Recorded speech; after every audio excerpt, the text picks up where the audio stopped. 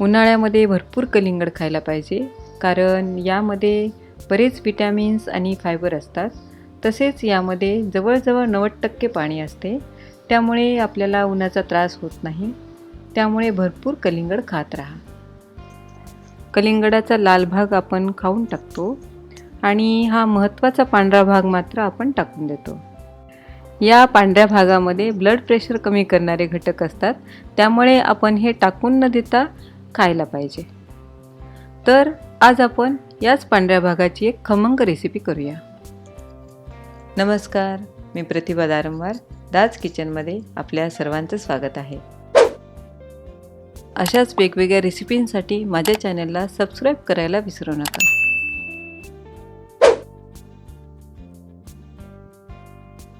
या पांढऱ्या भागाचे आपण छोटे छोटे तुकडे करून याची सालं काढून घेऊ.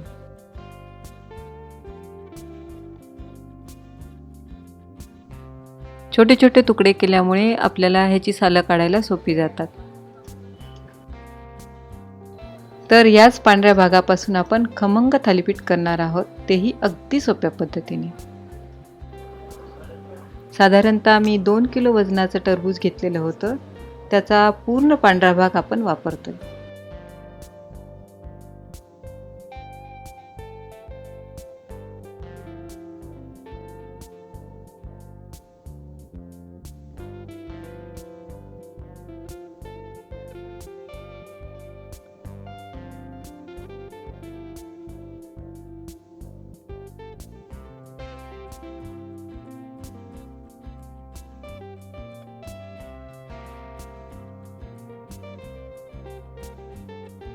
हे सर्व तुकडे आता आपण मिक्सरमधून बारीक काढून घेऊ.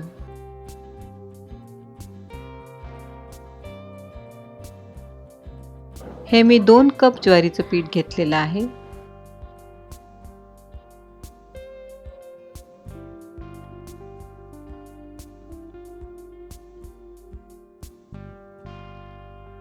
आता यामध्ये अर्धा कप चणा डाळीचं पीठ टाकत आहे. हे दोन्ही पीठं मी चाळून घेतलेले आहेत. आता यामध्ये चवीपुरतं मीठ,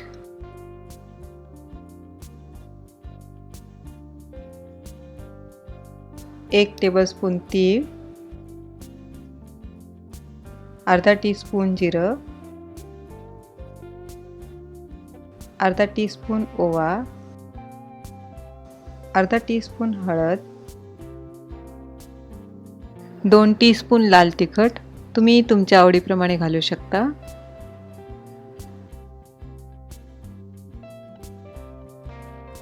आणि 1 टीस्पून लसणाची पेस्ट. हे सर्व व्यवस्थित मिक्स करून घेऊ. मी यामध्ये तीळ आणि ओवा टाकत आहे, कारण तीळ हे कॅल्शियम रिच आहेत आणि ओवा पचनास चांगला असतो. ओव्यामुळे चव पण खमंग येते. नॉर्मली सर्वजण थालीपीठ हे भाजणीच्या पिठामध्ये बनवतात, पण मी हे ज्वारीच्या पिठामध्ये बनवत आहे. ज्वारी ही आपल्या आरोग्यासाठी खूप छान आहे. यामध्ये भरपूर फायबर असतात आणि पचायलाही हलकी असते. जे कोणी डाएट करत असतील त्यांनी रोज ज्वारीची भाकरी खायला पाहिजे. हे पीठ छान मिक्स झालेलं आहे. आता यामध्ये आपण टरबूजाची थोडी थोडी प्युरी टाकून घट्ट मळून घेऊया.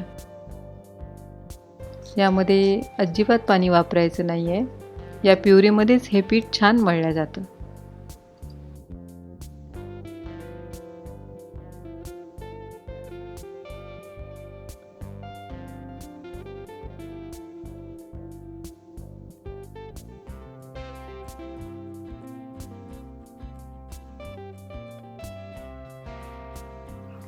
हे पीठ छान मळून झालेलं आहे. आता हे 5 मिनिटं झाकून ठेवूया.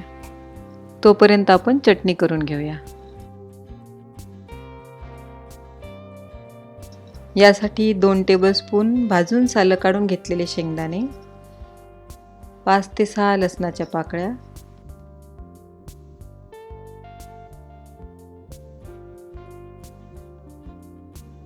1 टीस्पून लाल तिखट, तुम्ही तुमच्या आवडीप्रमाणे टाकू शकता, पाव टीस्पून जिरं,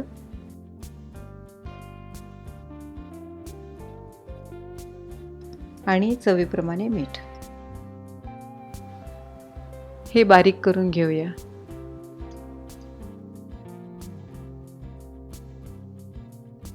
ही चटणी बारीक झालेली आहे. आता यामध्ये थोडंसं पाणी टाकून परत एकदा याला फिरवून घेऊया.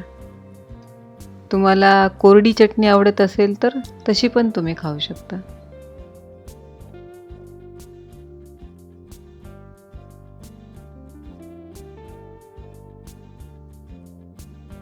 यामध्ये गरम गरम फोडणीचं तेल घालून मिक्स करून घेऊ.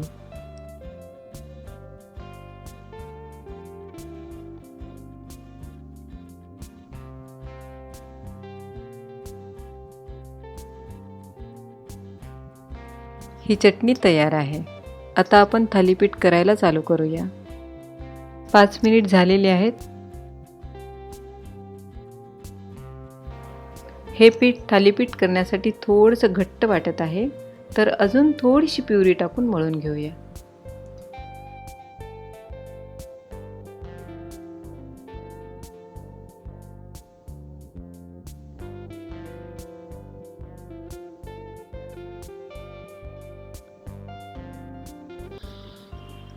हे पीठ छान मळून झालेलं आहे. आता आपण थालीपीठ करायला चालू करूया.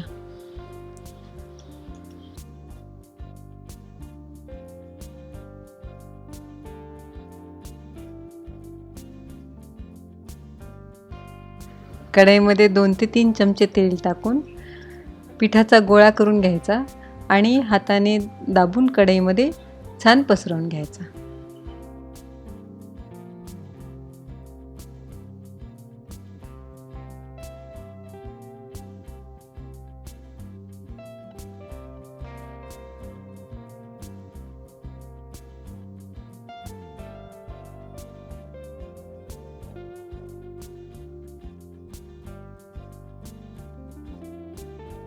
पीठ छान पसरवून झालेलं आहे. आता यामध्ये आपण छोटे छोटे छिद्र करून घेऊया. असे सर्व बाजूने छिद्र पाडल्यामुळे तेल सर्व बाजूंना व्यवस्थित पसरते. अजून 2 पद्धतीने मी तुम्हाला थालीपीठ थापून दाखवते. जी पद्धत तुम्हाला सोपी वाटेल त्या पद्धतीने तुम्ही थालीपीठ करू शकता. पोळपाटावरती एक प्लास्टिकची पिशवी घेऊन त्यावरती थोडंसं तेल लावून पिठाचा छोटा गोळा घेऊन थापून घ्यायचा.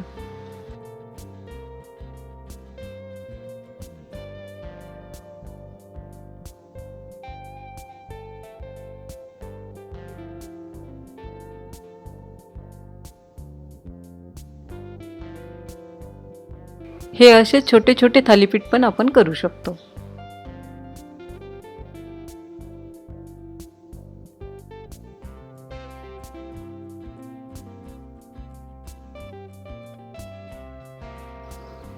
पॅनमध्ये 2 चमचे तेल पसरवून हे थालीपीठ भाजण्यासाठी ठेवूया.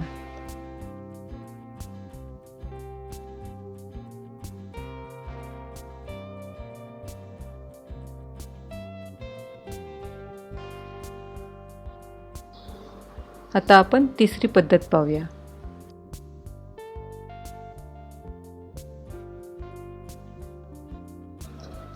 या पद्धतीमध्ये आपण पिठाच्या गोळ्याच्या खालती आणि वरती दोन्ही बाजूला पिशवी घेतलेली आहे. आता हे छान आपण थापून घेऊया. सर्व बाजूने एकसारखं थापून घ्यायचं आहे. हे थोडंसं पातळच थापून घ्यायचं आहे, म्हणजे थालीपीठ क्रिस्पी होतात.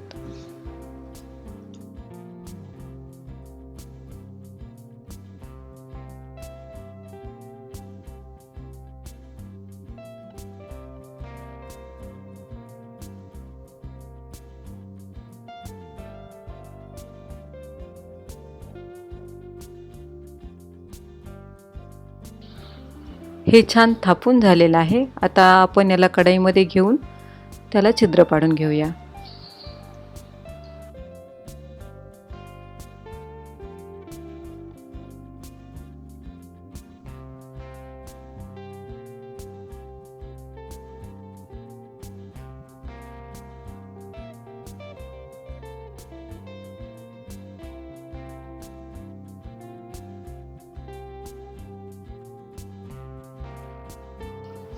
हे थालीपीठ आता आपण भाजून घेऊ.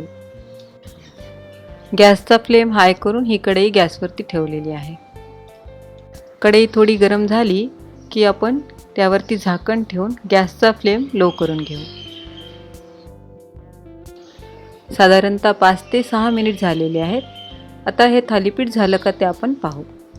वास खूप खमंग येतोय आणि हे थालीपीठ असं खरपूस भाजायला पाहिजे, म्हणजे थालीपीठ तयार झालेलं आहे असं समजायचं. हे आपलं थालीपीठ आता तयार झालेलं आहे.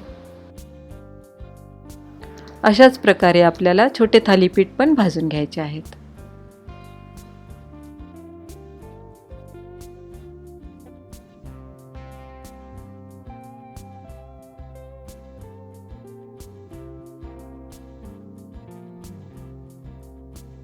हे आपले गरमागरम खुसखुशीत थालीपीठ खाण्यासाठी तयार आहेत. हे गरमागरम थालीपीठ खायला मज्जा येते. हे थालीपीठ दह्यासोबत, चटणीसोबत किंवा लोणच्यासोबत अप्रतिम लागतात. तुम्ही नक्की करून पहा आणि मला कमेंट्स करून सांगा. तुम्हाला ही रेसिपी आवडली असल्यास लाईक करा, शेअर करा आणि सबस्क्राईब करायला विसरू नका. वेळात वेळ काढून व्हिडिओ पाहिल्याबद्दल धन्यवाद.